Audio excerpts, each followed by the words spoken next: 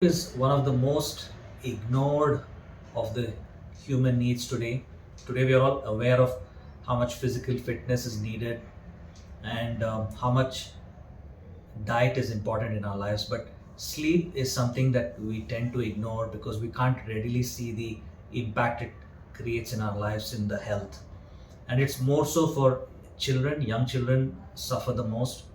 And when children don't get enough sleep, they are cranky, they throw their tantrums, it shows up, they're anxious, next day they are stressful, they're in a bad mood, and it kind of also affects many other things. One of the biggest thing, the first thing that really affects children with poor sleep is their growth and development. To grow tall and grow strong, they need that sleep because there is so much of data there, so much of thing that tells about how all the background work, the back end work of our body happens during our sleep.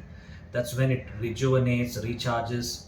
So, getting that good quality of sleep is absolutely central if you want your child to grow up healthy. The second thing why your child needs sleep is it helps them in their memory, in their learning capacity. It improves their learning capacity so they can learn better. I mean, just look at ourselves. When we feel sleepy and you go to an office or a meeting or any workshop, you will not absorb the same content, and the way you will assimilate it or use it will also reduce. So it's the same for your child. When they don't get enough sleep, they may be attending school and classrooms, but they will not be their best selves. They're not doing justice for all the things that they're learning. And the third important thing is that their immune system, right? Their immune system will also be affected. Children who don't get good quality sleep are also the ones who fall ill often. They come up with, they catch a cold. They are generally having poor health. Okay, so I know you may be focusing on getting them good food, making them run around, enrolling for this workshop, and different kinds of classes and courses. But one of the most important thing that you can do as a parent for your child is to give them good quality sleep. Okay, so they get that growth and nurture and nurturing that they require. And what three things that you can do to help your child get that good quality sleep and good quantity sleep? Okay, I'm going to give these three things. First one is avoid or remove all forms of media, including gadgets, video games, television, any sort of media, digital presence, last 1 hour before bedtime. That means if their sleep time is 9 o'clock, then by 8 o'clock, no access to these kind of things. That means the more difficult task is you will have to also readjust your own usage of digital media. Maybe you'll have to wait until children sleep before you can switch on the television, right? So avoid that last 1 hour. And in fact, I want you to do this an experiment for at least 7 days. Just do this one thing: remove social media, or remove media, all sorts of gadgets and media, and see how the children wake up the next day and what is their mood. Are they happy, cheerful? You will start seeing results in just 2 3 days, right? They will start wondering why you didn't do this before. The second thing is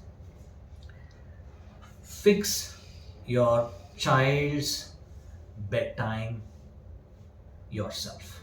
Your child shouldn't be fixing your child's bedtime. You should be fixing your child's bedtime, especially if they are below 15 years. Then you should be deciding what time your child will go to sleep. That means whatever time, 8, 9, 10, preferably not 10. 10 is too late. As early as possible if you can, and tell them, okay, no, what, 9 is the cut. 9 is where you hit bed, or 9:30, 8:30 if they are very young. And that's when you should send them off to bed. Maybe read them a story and send them off to bed. The third thing that you can do is create a sleep routine for your child.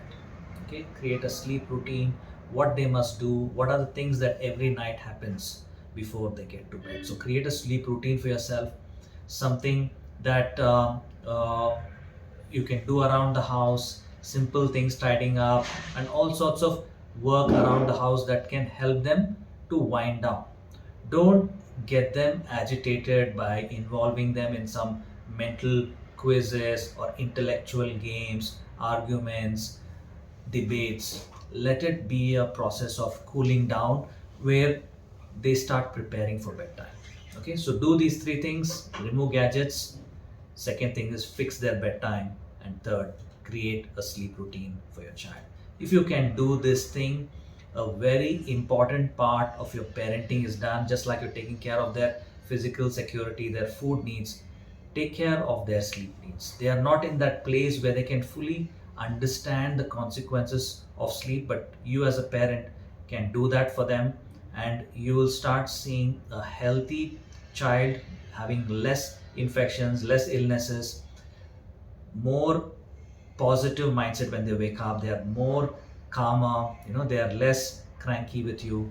And third thing is, you'll start seeing that they're able to learn and assimilate their studies even better. So all the best. Give this a like, share and subscribe. Share it with other parents if you like this video, and keep following for more such insights on parenting and on your child.